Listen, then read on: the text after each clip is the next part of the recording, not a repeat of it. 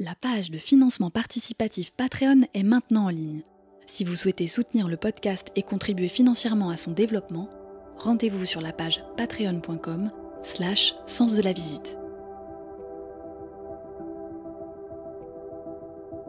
Sens de la visite, le podcast qui écoute vos histoires de l'art.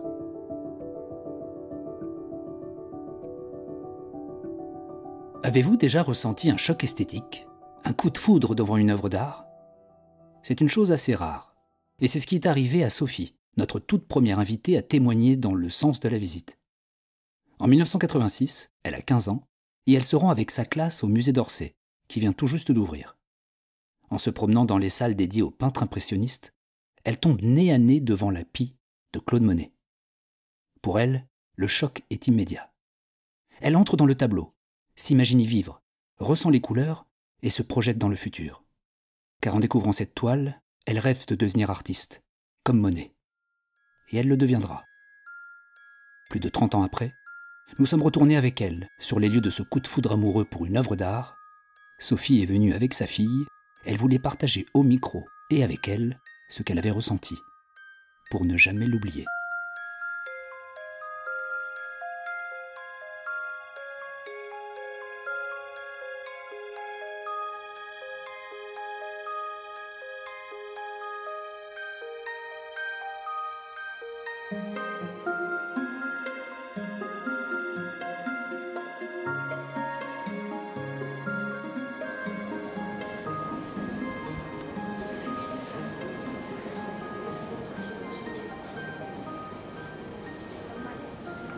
La première fois que je suis venue ici, c'était en 1986.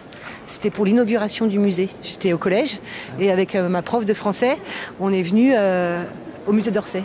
C'est la première fois que je l'ai vu. Il est là. Waouh. Tu vois, sur les reproductions, il a l'air toujours violet et là, en fait, il est vraiment bleu. Ah, il y a des gens qui vont... Oh là là, je trouve ça trop beau. C'est vraiment, pour moi, le plus beau tableau du monde, quoi. Ce que j'aime particulièrement, c'est la bestiole, la petite Pie. Et tous les gris, c'est trop beau. Faut que la dame, elle se pousse. Et t'as vu là, tu vois, ce qu'on voit pas sur les reproductions, c'est tous les morceaux de bois là. Ça, on le voit pas. Sur les repros, l'ombre, elle est toujours violette, un peu mauve. Et moi, j'adore ce tableau parce que la neige, elle est pas blanche. Jamais. Elle est autre chose. Et puis, j'ai envie d'y être, quoi. Et donc, je te disais, la première fois que je l'ai vu, voilà, j'étais au collège en 4e. J'étais déjà intéressée par la peinture et j'avais déjà envie d'en faire. Ouais. Mais un peu comme ça. Et quand j'ai vu ce tableau, je suis rentrée dedans. Je me suis baladée, j'entendais le bruit de la neige, j'entendais... Je voyais mes empreintes, tu vois, là, je disais que c'était moi, tout ça. Et quand je suis ressortie du tableau, j'étais complètement différente. Et je suis rentrée chez moi et j'ai dit, moi, je veux être peintre. Voilà. Bon, j'avais mis la barre un peu haut, hein, parce que le gars, il avait 28 ans quand il a peint ça. Exactement. Ouais. Ce tableau-là, je sais pas pourquoi, c'est comme si j'étais déjà allée là, et que je me retrouvais, quoi, si j'étais chez moi.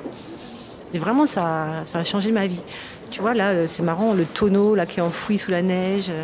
C'est tout ça, on ne voit pas sur les repros. Il faut les voir en vrai. Et là, ça fait longtemps que je ne l'avais pas vu. Et pourtant, c'est celui-là qui a fait que je suis devenue peintre. Voilà, c'est ça. C'est ses premiers tableaux. Ouais, c'est ses premiers tableaux, putain, le bâtard. Pardon. Ouais. Ah oui, il a mis une claque tout de suite. Ah ouais, il a fait fort. Hein. J'avais déjà vu des peintures.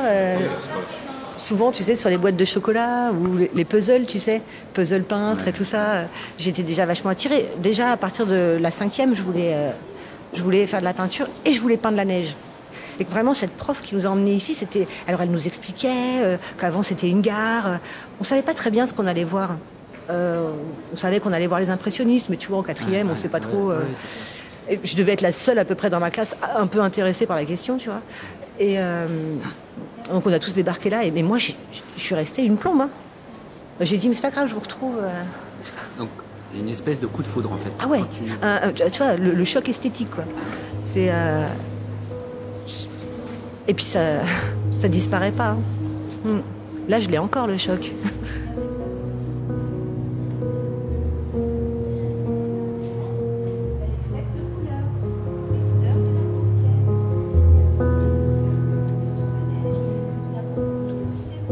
Tu vois, moi à l'école, j'étais pas brillante, hein, je foutais pas grand-chose. À partir du moment où j'ai vu ce tableau et que j'ai décidé d'être peintre, j'ai mis le paquet. Hein. Ça m'a donné un sens en fait. Je savais pourquoi je travaillais, je savais pourquoi j'apprenais, je savais.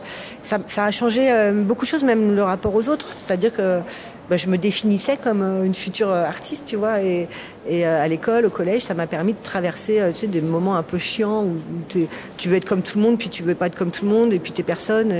Moi, j'étais celle qui voulait faire l'aventure, tu vois. Tout ça grâce à l'API. Ouais. Et grâce à moi. Et grâce à une prof aussi, finalement. Ce qui m'a emmenée ici. Hein. Ouais. Je l'aimais beaucoup. Ouais. Oh, tu vois qu'on peut dire son nom? C'est tout qui voit, bien sûr. Elle s'appelle Anne Barbet-Massin. Est-ce que toi, tu donnerais un autre titre à ce tableau? Ah non, c'est l'API. Vraiment. Et puis l'API sur sa petite barrière. Et puis je trouve ça drôle en plus parce que c'est presque plus contemporain que son époque. À l'époque, il valait mieux dire paysage de neige, je sais pas, soirée sur Argenteuil, matinée à Étretat. Et là, il met l'accent sur un point noir qui est même pas le centre du tableau, mais qui donne aussi beaucoup d'indications. Et regarde l'ombre de l'API, j'adore. Moi, j'aime bien, tu vois, imaginer la palette. Quelle couleur je mettrais sur la palette? On se dit, on va mettre du blanc, mais il n'y a pas que du blanc, il y a plein d'autres trucs. Quel pinceau je vais utiliser, tu vois, pour les aplats, ici. Puis là, des petits pinceaux plus fins. J'ai l'impression de voir le pinceau que je vais pouvoir utiliser. Enfin, je ne vais jamais me tenter de refaire ça. Hein. Alors, est-ce que tu as essayé une fois de le reproduire? Dessiner au graphisme, hein, vraiment, et à l'aquarelle, mais jamais... Et puis, je me suis mis devant, allongée dans la neige. Je te montrerai, si tu veux. Ah ouais. Mais sinon, non, je ne vais pas me le tenter. Hein. Mais par contre, je l'ai déjà fait faire à mes élèves. D'accord. Tu enseignes avec ce tableau qui, toi, t'a marqué, qui t'a donné envie d'être prof. Est-ce que, du coup, tu as envie de l'utiliser? Ouais. Moi, tu sais, j'enseigne dans une école d'art, amateur. Donc, j'ai des adultes et des élèves enfants. Et je les fais faire à tout le monde, souvent en hiver, quoi. Et ils ont la même impression quand ils connaissent tous ce tableau, enfin, les adultes. Et puis, ils se disent, ah, mais comment je vais peindre l'ombre? Mais elle est bleue, en fait. L'ombre, elle n'est pas blanche, elle est bleue. C'est un certain bleu. Et c'est vrai que souvent, on la voit mauve. Enfin, là, on voit un peu quand même du mauve là-haut, là. Donc, c'est un bon exercice de palette pour un élève. Ah oui, totalement. Et c'est vrai qu'à première vue, on voit du blanc. Puis, en fait, il y a quasiment toute la palette de couleurs, presque. Ouais. On croit que c'est un tableau blanc, mais il n'est pas blanc. Et tu vois, les cheminées, en fait, on est presque là, on est dans le orange. Dans l'arbre, on croit que c'est marron, mais tu vois, c'est un peu des verts. Ouais. Donc, c'est des complémentaires, plus le un peu mauve, plus le blanc et le bleu. Enfin, il y a toutes les couleurs. Hein. Moi, j'ai grandi en région parisienne. Hein. J'habite toujours au même endroit, enfin, en région parisienne. Mais j'allais en vacances en Normandie, mais jamais en période de neige. La neige, je l'ai découverte dans mon jardin, en fait. Tu sais, le matin, tu te réveilles et puis ton jardin, il est tout enneigé. Tu ne savais pas qu'il allait neiger, quoi. Et puis, tu as ça. Enfin, c'est ce truc-là qui me fait cet effet-là. C'est comme si, quand je me suis retrouvée dans ce tableau, tu vois, je m'étais réveillée le matin, je regardais par la fenêtre et puis le jardin était enneigé, quoi. C'est exactement l'effet que ça me fait. Mais je suis jamais allée là. Je suis déjà allée en Normandie, dans une ferme, un peu comme ça, tu vois. Donc j'ai l'impression que je connais la barrière branquignole, tu vois. Donc la première fois que tu as vu ce tableau, c'est comme quand un enfant se réveille le matin et qu'il voit de la neige par-dessus la fenêtre de sa chambre, enfin derrière la fenêtre de sa chambre. C'est un peu le même choc donc lié à l'enfance, la surprise de Noël. Ouais, c'est ça, t'es trop content, t'as qu'une envie, c'est de sortir, tu vois, d'être le premier à mettre tes pieds là-dedans, d'entendre le bruit et tout, c'est exactement cet effet-là. Ouais. Je te jure, quand je suis rentrée dans ce tableau, j'étais chez moi. C'était ma maison, c'était mon jardin, c'était ma lumière, quoi. C'est un tableau qui force aussi à capter son environnement. Ouais, puis on a envie d'aller voir derrière, hein. Tu sais, ce qui se passe dans la maison, ce qui se passe là-bas, pas forcément rentrer par là, tu vois, aller voir ce qui se passe là, ouais. Là, il y a moi. Est-ce que tu as déjà imaginé des gens qui vivaient dans ce tableau? Est-ce que tu as déjà imaginé où c'était précisément? Je les imagine en train de petit déjeuner, tu vois, avec des grosses tartines, des gros trucs normands, tu vois, de la crème, du beurre, du thé, des choses comme ça. C'est le matin, c'est peut-être un dimanche, enfin, je sais pas. Voilà, c'est tôt le matin, quoi. Enfin, j'ai l'impression. Après, une fois, tu vois, tu vas peindre dehors, puis après, tu vas boire un grand thé chaud, quoi, à l'intérieur. Ça me fait envie, hein. Ouais, ça donne faim. J'ai lu en regardant à droite à gauche qu'elle pouvait représenter une note de musique sur une portée. Est-ce que toi tu l'avais vu par exemple? Parce qu'en fait surtout que ça m'évoque le silence en fait.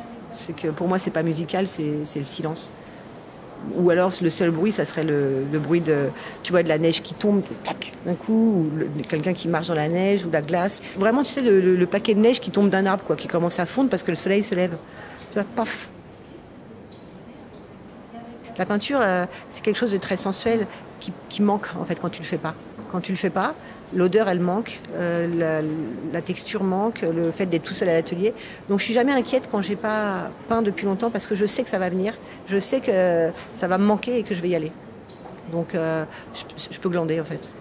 Il y avait des artistes qui disent que la peinture ne supporte pas l'infidélité, le dessin, certes. Il y en a un autre comme Paul Queux qui dit « Mais si tu as envie de rien foutre, tu fous rien. Hein. T'inquiète, la peinture, elle t'attendra. Hein. Elle va pas s'en aller. » Donc moi, je suis plutôt comme Paul Queux, tu vois. Il dit pas ça comme ça, mais ça veut dire ça.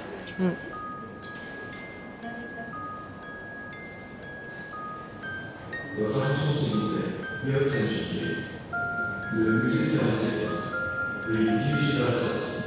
La librairie reste ouverte jusqu'à 18h30. Merci de votre visite.